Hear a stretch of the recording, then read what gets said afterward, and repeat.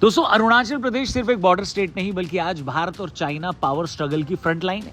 ये भारतीय इंटीग्रिटी की पहली दीवार है और चीन की लंबे समय से चली आ रही एक्सपांशन पॉलिसी का सबसे बड़ा अड़ंगा बन चुका है। 2023 में मुझे भी तवांग यानी अरुणाचल प्रदेश जाने का मौका मिला। सच मानिए, जितनी अच्छी हिंदी वहां के लोग बोलते हैं उतनी अच्छी हिंदी तो कई लोग दिल्ली में नहीं बोल पाते। अरुणाचल के दिल में भारत बसता था और बसता रहेगा।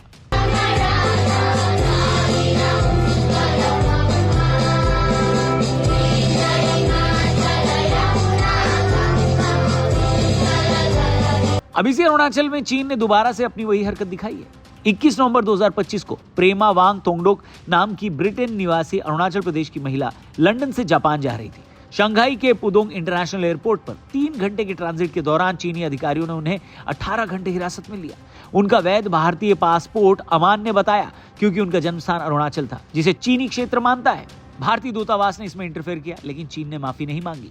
भारत ने उसी दिन बीजिंग और नई दिल्ली में चीन को कड़ा विरोध दर्ज कराया, इसे अंतर्राष्ट्रीय मानदंडों का उल्लंघन बताया। विदेश मंत्रालय के प्रवक्ता ने कहा कि अरुणाचल प्रदेश भारत का अभिन्न और अविभाज्य हिस्सा है। ये स्वयं सिद्ध सत्य है। चीन का कोई भी इनकार इसे बदल नहीं सकता। भारत ने इसे ट्रैवल प्रोसेस का पॉलिटिसाइजेशन करार दिया और चीनी कार्रवाई को अनएक्सेप्टेबल कहा।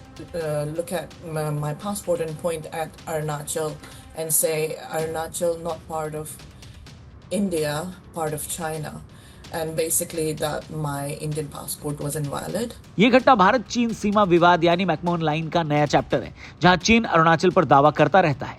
एयरपोर्ट जैसे नॉन मिलिट्री जगहों पर भी दावे थोपना चीन की ग्रे जोन रणनीति दिखाता है, जो डिप्लोमेटिक दबाव बढ़ाती है। भारत की तुरंत की गई पब्लिक जवाबी कार्रवाई ने एलएसी तनाव के बीच संप्रभुता पर, सॉवरेनिटी पर अपना अडिग रुख दोहराती है। चीन के लिए अरुणाचल एक नाक की लड़ाई है, जो जब तक भारत में रहेगा चीन की नाक कटी रहेगी। स्ट्रैटेजिक स्टडी और सेना के पूर्व कमांडरों का एनालिसिस है कि चाइना उत्तर पूर्व के खिलाफ 4 पैमानों पर काम करता है। पहला, सीमा पर दबाव, फिर पड़ोसी देशों के जरिए घेराबंदी, उसके बाद अलगाववादी समूहों को इनडायरेक्ट सपोर्ट और फिर ब्रह्मपुत्र के पानी को एक पॉलिटिकल हथियार की तरह यूज करना।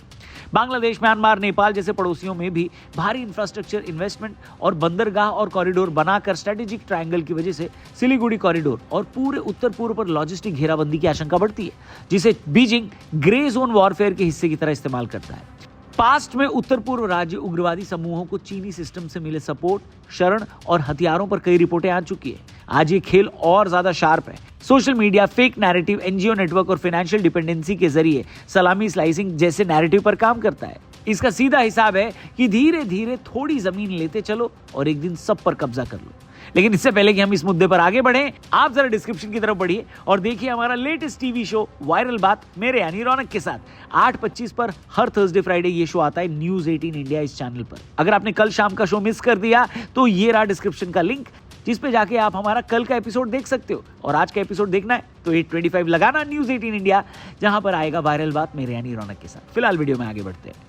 तो दोस्तों, अब चीन अरुणाचल को साउथ तिब्बत कहकर हिस्टोरिकली और कल्चर के बहाने से उस पर दावा ठोकता है, जबकि भारत के लिए कॉन्स्टिट्यूशनल रूप से एक पूर्ण राज्य है जो मैकमोहन लाइन के अंदर एकदम साफ साफ भारत की सीमा में आता है।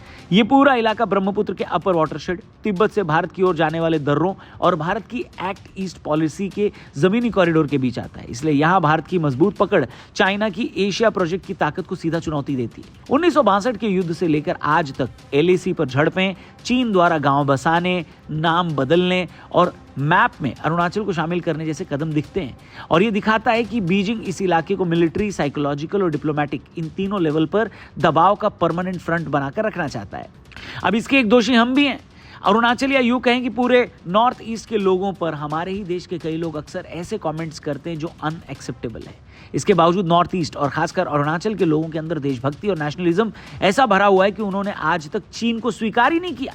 ये तब है जब चाइना तकनीकी रूप से भारत से आगे है और आज एक अनडिक्लेयर्ड इकोनॉमिक पावर है। ऐसे कमेंट्स जिससे अरुणाचल के लोगों द्वारा भारतीय पहचान पर लगातार सवालिया निशान लगा रहता है, ठीक उसी बात को चाइना की प्रोपेगेंडा मशीनरी अपने कच्चे माल की तरह इस्तेमाल करती है। नस्लवाद, रोजगार और शिक्षा में भेदभाव और मीडिया में नॉर्थ ईस्ट की मिनिमम मौजूदगी ने एक ऐसी साइकोलॉजिकल दूरी पैदा की है जिसे दुश्मन देश एलिनेशन कहकर भड़काने की कोशिश करते हैं। यानी बॉर्डर पर गोली और सरहद के अंदर नैरेटिव दोनों साथ साथ चलाए जाते हैं।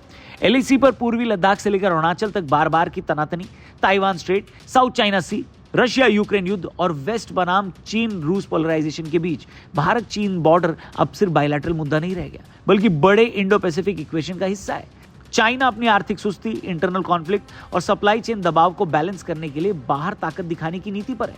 ऐसे में भारत अपने उभरते कॉम्पिटिटर के खिलाफ लिमिटेड कॉन्फ्लिक्ट और मैक्सिमम प्रेशर वाला फॉर्मूला अपनाकर लंबी खींची जाने वाली थकाऊ जंग यानी वॉर ऑफ एट्रिशन चला रहा है। साथ ही बीजिंग, BRI, CPEC, म्यांमार और हिंद महासागर में अपने प्रोजेक्ट्स के जरिए भारत को चारों तरफ से घेरने और नई दिल्ली को अमेरिका, जापान, ऑस्ट्रेलिया जैसे भागीदारों के साथ स्ट्रैटेजिक कोऑर्डिनेशन गहरा करने से रोकने की पूरी कोशिश कर रहा है। अब इसके जवाब में भारत क्या कर रहा है? भारत ने LAC के पूर्वी सेक्टर में सड़कों, सुरंगों, एयरफील्ड, एडवांस्ड लैंडिंग ग्राउंड और फॉरवर्ड बेस पर तेजी से इंफ्रास्ट्रक्चर बढ़ाया है, जिससे सैनिकों की तैनाती और सप्लाई कैपेसिटी पहले के मुकाबले कहीं और मजबूत हो चुकी है। डिप्लोमेटिक लेवल पर भारत एक तरफ चाइना को स्पष्ट मैसेज देता है कि अरुणाचल पर दावा एक्सेप्टेबल नहीं है, वहीं दूसरी तरफ क्वाड, इंडो पैसिफिक पार्टनरशिप और पड़ोसियों के साथ कनेक्टिविटी और डिफेंस डील बढ़ाकर चाइना की स्ट्रैटेजिक घेराबंदी की कोशिशों का मुकाबला कर रहा है भारत।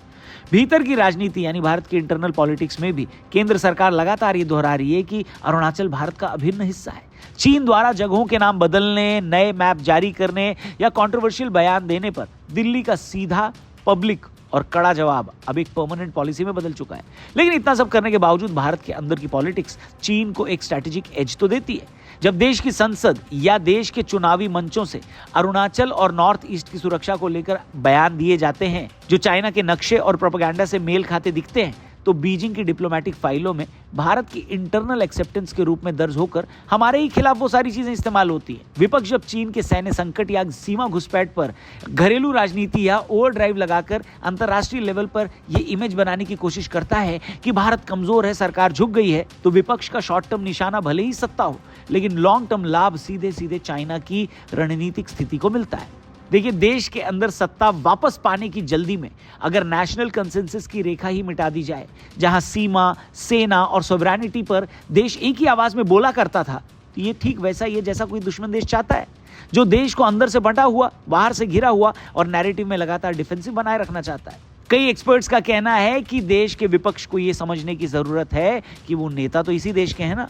इन नेताओं के रवैये से ये पता चलता है कि पावर में आने के चक्कर में ये लोग कभी कभी उन मुद्दों को उठा देते हैं जो चीन जैसे देशों के लिए आइडियोलॉजिकल न्यूट्रिशन की तरह काम करता है, और एंड में नेताओं के इस भाषण का फायदा चाइना उठाता है। ऐसे में जरूरी यह है कि इस देश के अंदर लोग चीन या हमारे पड़ोसी देशों के निशाने पर चलने की जगह खुद ये समझने की कोशिश करें कि पॉलिटिकल लड़ाई कहीं देश के खिलाफ तो नहीं जा रही। इस समय हम ऐसे मुकाम पर खड़े हैं जो आने वाले 100 साल तय करेंगे। देश के अंदर 11 साल से एक स्टेबल सरकार है, पॉलिसी पैरालिसिस की कोई शिकायत अभी भी नहीं है, इन्वेस्टमेंट के लिए इस टाइम सबसे सही माहौल बना हुआ है। ऐसे में किसी भी तरह की कोई गड़बड़ी या कोई भी गड़बड़ बयान एक बड़ी समस्या को न्योता दे सकता है। इस पूरे मुद्दे पर आपका क्या कहना है, कमेंट करके बताना। आपकी ओपिनियन क्या है वो कमेंट बॉक्स में जरूर शेयर करना।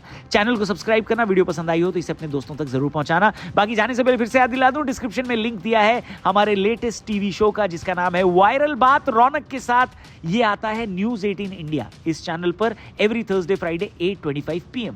आज फ्राइडे है तो आज 8:25 पर आप टीवी लगा लेना, न्यूज 18 इंडिया पर ये शो आएगा। लेकिन अगर कल थर्सडे वाला शो आप मिस कर गए हैं तो डोंट वरी, डिस्क्रिप्शन में जो लिंक दिया है वो आपको सीधा हमारे दूसरे यूट्यूब चैनल पर ले जाएगा, जहां हमने कल वाले शो को आपके लिए अपलोड किया हुआ है, तो उसको भी जरूर एंजॉय करना। थैंक यू फॉर वॉचिंग, कल मिलते हैं। जय हिंद।